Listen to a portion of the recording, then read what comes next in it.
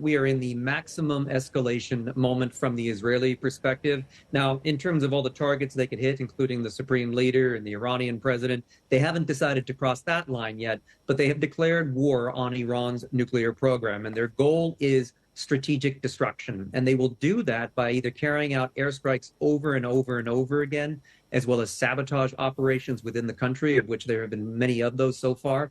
And they will continue that as long as they feel is necessary, to the point where they truly have ended the Iranian nuclear program the way they did with Iraq and the way they did with Syria.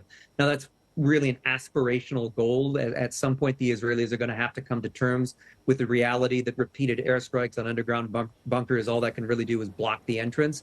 But that is their goal right now, and it's really maximalist. So that really that suggests to us that the Israelis, it's not going to potentially even be weeks. This could be months of on and off airstrikes as the Israelis attempt to deal with the Iranians the way they have with Hezbollah. And it looks like they're following the Hezbollah model, which they back in the end of 2024, they carried out some very high-risk maneuvers against Hezbollah. They blew past all of the red lines that were supposed to lead to a major war, and essentially they won that war. And Hezbollah is sitting this war out as a result. So they may not want to kill the supreme leader of Iran, but they want to cow him the way they have with Hezbollah, so that the next time the Israelis come over the skies of Iran, they think twice about firing ballistic missiles back at the Israelis.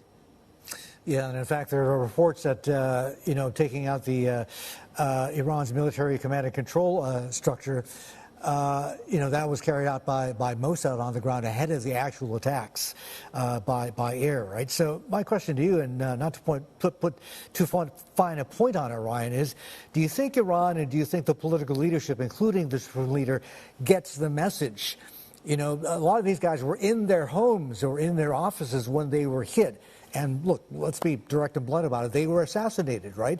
And it sends a pretty clear message that, look, it could have been you. It could have easily been you. We decided not to do that. Is that going to be enough to get them back to the table and to do a deal on dampening down their nuclear program? Well, I think that there are maybe two regional examples we can look at to help us understand where Iran's leadership could go next. Now, of course, the supreme leader, Ayatollah Khamenei, he's still alive. He's still conservative, small c, lived through the Iran-Iraq war, and doesn't want to do that twice. So as long as we have that consistent leadership, the lower echelons have a limited impact on the whole overall behavior of the political system. But that being said, we've seen Israel try to assassinate its way through the Hamas war in Gaza. It just keeps bringing hardliners into power who keep fighting that war. On the other hand, they assassinated their way through Hezbollah, and they've now gotten Hezbollah deterred enough that they're sitting this one out. So where does Iran's leadership go? I tend to think that because this is such an affront to Iranian nationalism, because Iran's political ideology and its military culture have been built around this moment, they're more likely to get a hardliner response than they are to get a conciliatory response.